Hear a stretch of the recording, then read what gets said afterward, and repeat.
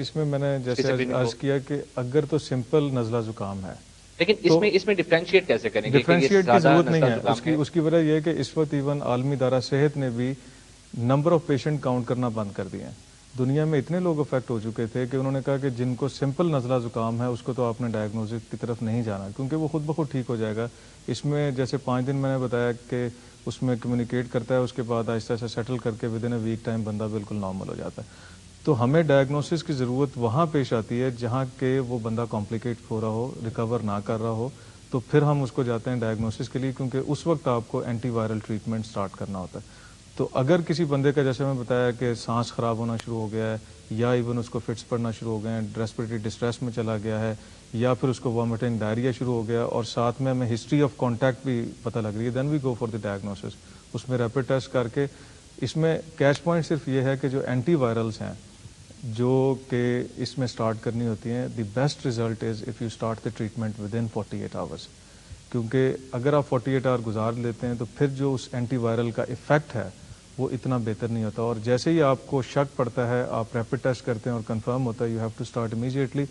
اس سے نہ صرف اس کا ڈیزیز کا اسپین کم ہو جائے گا, اس سے ہونے والی کمپلیکیشنز بھی ختم ہو جائیں گی, اور جو 0.5 سے کم % مورٹیلٹی ہے even you can reduce the mortality. سرکاری ہسپتالوں میں تشخیص جو ہے وہ بالکل مفت ہے, عوام جا سکتے ہیں تشخیص کروا سکتے ہیں؟ جی, اس وقت ریپڈ ٹیسٹنگ کی سہولت موجود ہے ہاسپٹلس کے اندر, الائزا کی سہولت موجود ہے, ٹیمی فلو جس کی میں اینٹی وائرل کی بات کر رہا تھا وہ اس وقت سرکاری ہاسپٹلس میں ساروں میں اویلیبل ہے, ڈسٹرکٹس کو بھی دے دی گئی ہے. الائزا جو ہے وہ H1N1 اسپیسیفک تو نہیں ہے؟ جی, الائزا اسپیسیفک ہوتا, الائزا جو اسپیسیفک ہوتا ہے, ایون اگر آپ کو فردر ضرورت ہو تو you can go for real time PCR جو کہ آپ کو ایون جنوم تک دے دیتا ہے. سو اسپیسیفک ہر چیز اویلیبل ہے.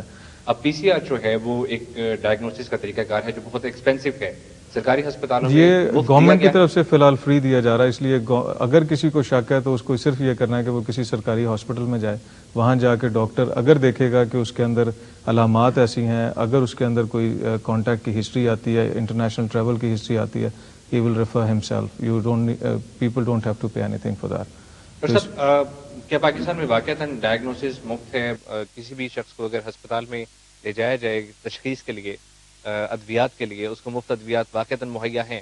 دیکھیں, آپ پنجاب کی حد تک تو یہ کہہ سکتے ہیں, پنجاب میں تو ہماری گورنمنٹ نے فری میڈیسن تمام کے تمام اسپتالوں میں, ڈسٹرکٹس میں بھی فنڈ دیے ہوئے ہیں اور مل رہی ہے. اور اس طرح کی جو نئی ڈیزیزز ہیں جب اس کی ڈیمانڈ اتنی جتنی آئے گی, اگر ریسورسز اور کی ضرورت ہے تو Punjab government has no hesitation. لیکن جب ہم سرکاری ہسپتالوں میں دیکھتے ہیں ریگولر ڈیزیزز کے لیے جو ٹریٹمنٹ اویلیبل ہے that is in a very pathetic condition. آپ کے ہاسپٹلس کلین نہیں ہیں, پیشنٹس اپنے لواحقین کے ساتھ باہر فٹ پاتھوں پر بیٹھے ہیں, پارکس میں موجود ہیں, بیڈز اویلیبل نہیں ہیں.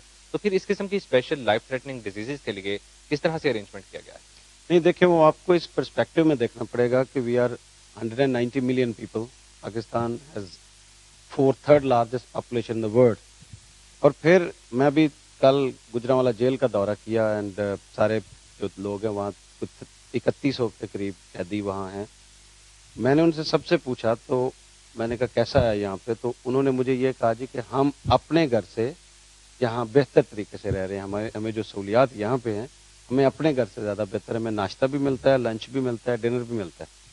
اسی طرح آپ اسپتالوں میں بھی دیکھیں تو میکسیمم جتنی ہے اس میں پبلک کی بھی بڑی ضرورت ہے کہ پبلک پارٹیسپیٹ کرے. اب اگر لوگ اسپتال کے باہر ہی ساتھ بیٹھ کے دیوار کے ساتھ بیٹھ کے کھانا کھانا چاہتے